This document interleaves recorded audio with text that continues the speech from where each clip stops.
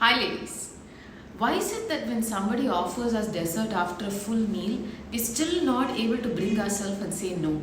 This is because the capacity and pleasure that we get from indulgence of sugar cannot be replaced with any other food. In fact, sugar is considered to be as big as a tobacco addiction right now, as big as a cocaine addiction right now.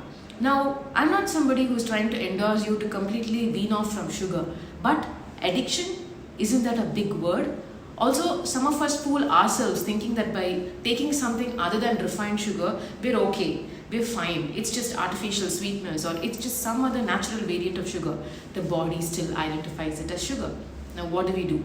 In this 14-day challenge that I'm coming up with, called as No Sugar Challenge, starting from July 13th, I'm not going to put you into extremes from absolutely taking too much sugar to the next day saying no sugar, but I'm going to be giving you one small task every day, so you simply need to focus on that task and completing that task, and slowly but surely, in about 14 days, you'll be weaning off from the addiction of sugar, plus the unnecessary symptoms that are flaring up because of too much sugar intake.